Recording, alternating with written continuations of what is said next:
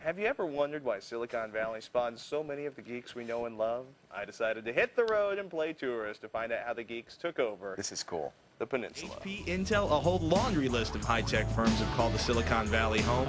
Located on the San Francisco Peninsula, it's a veritable geek's paradise. We mapped our own PC Pioneer Trail to see just how it all started. If Silicon Valley has a ground zero, it's this house right over here, or more precisely, the garage out back. The Packards lived on the first floor, Mr. Hewlett lived in the cottage around back, and at the advice of Dr. Turman at Stanford, they decided to start their own electronics firm here in Palo Alto, rather than go work for one back east.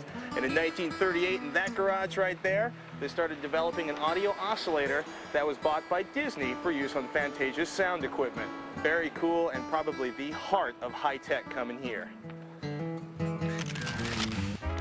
Now, there's no plaque in front of this garage, but it's no less important than the HP garage. Why? Because in 1975, Steve Jobs convinced his dad to move all of his car restoration equipment out so he and Woz could start building something.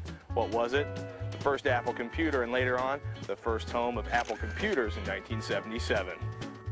There's a little rebellion in Silicon Valley to go along with all the mirth and design. A bunch of guys called the Traders 8, a group of engineers that left Shockley started Fairchild Semiconductor, who you should know and love because they made it commercially viable to mass-produce integrated circuits.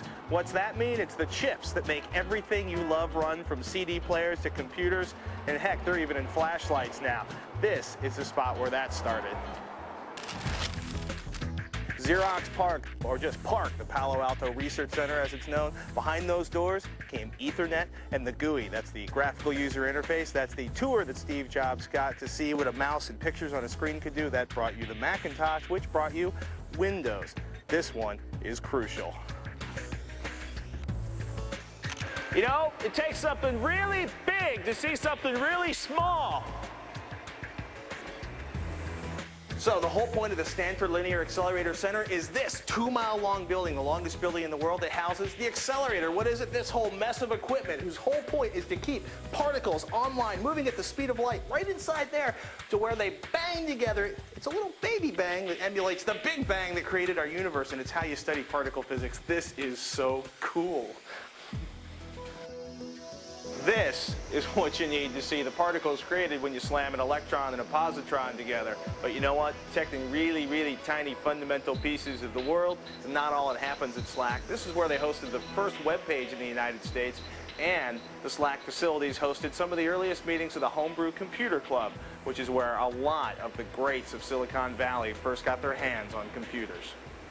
By this time, I was ready to find Walker's Wagon Wheel so I could cool down a bit, maybe a sarsaparilla, or even an ice-cold Pepsi. Alas, nestled amongst the cacti, I found only the remains of this once grand watering hole for Silicon Valley engineers and .com CEOs. Within its stone motif facade, many a $1-million deal was forged over peanuts and whiskey.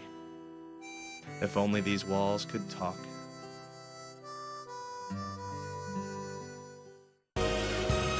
Some places on our geek tour just haven't aged well. This was the home of the Byte Shop, one of the first personal computer stores in the United States, started by a cat named Paul Terrell, who saw the Altair and saw the future. Should we get a picture? No. Yeah, I'll never be able to. That's kind of sad. There's pictures you can't explain to your mother. That would be one of them. But that is one outfit. It's still hiring in the Silicon Valley. Big help wanted sign there. That's too bad. Adult I have been to the Byte Shop. I've shopped at the Byte Shop, and also the Wagon Wheel. And now it's still there, but it's empty. Basically, it's future landfill. The moniker Silicon Valley, we should point out, was first coined by electronic news journalist Don Hoffler in 1971 to describe the semiconductor industry that was growing up there. The president of Ion Equipment has suggested the name to Hoffler. It's a good name, Silicon Valley. If all goes according to plan, we'll get to go back to take a look at SLAC. That was the part I was getting all giddy around the linear accelerator, and we'll take some more tours. I loved it. It was so much fun. Silicon Valley. And the hat, is that yours? That was mine.